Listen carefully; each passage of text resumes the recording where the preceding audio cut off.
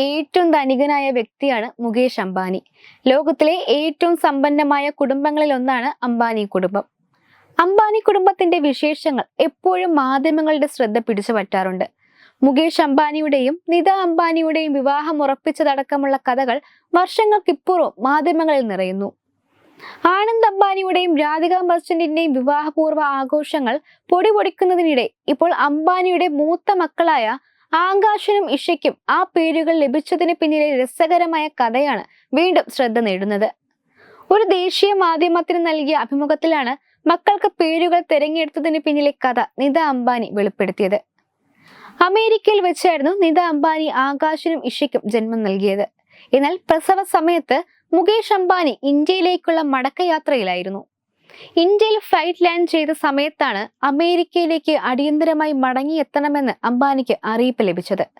അതോടെ അദ്ദേഹം അമ്മ കോകില ബെന്നുമായി തിരികെ അമേരിക്കയിലേക്ക് യാത്ര ആരംഭിച്ചു. എന്നാൽ ഇരുവരും അമേരിക്കയിൽ എത്തും മുൻപ് തന്നെ നിത അംബാനി മക്കൾക്ക് ജന്മം നൽകിയിരുന്നു.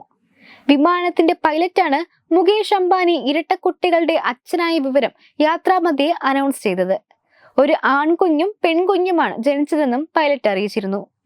അമേരിക്കയിൽ എത്തിയ ശേഷം മുകേഷ് അംബാനിയും നിതയും മക്കൾക്ക് എന്ത് പേര് നൽകണമെന്ന് തിരക്കിട്ട ചർച്ചകൾ ആരംഭിച്ചു.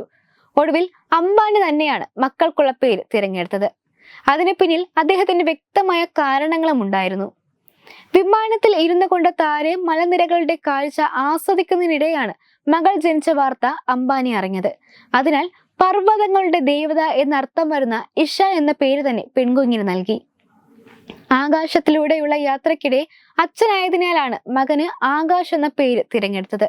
അങ്ങനെ മക്കളുടെ ജനനവും ജീവിതവുമായി ഏറെ ബന്ധപ്പെട്ട് കിടക്കുന്ന പേരുകൾ തന്നെ അവർക്ക് നൽകാനും അംബാനി കുടുംബത്തിന് സാധിച്ചു. 1991 ആയിരുന്നു ആകാശിന്റെയും ഇഷയുടെയും ജനനം.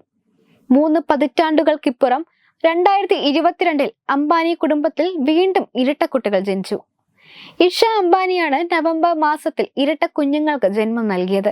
ഇവരുടെ ജനനവും അമേരിക്കയിൽ വെച്ച് തന്നെയായിരുന്നു എന്നതാണ് മറ്റൊരു യാദൃശ്ചികത. കൃഷ്ണ, ആദ്യ എന്നിങ്ങനെയാണ് കുട്ടികൾക്ക് പേര് നൽകിയിരിക്കുന്നത്.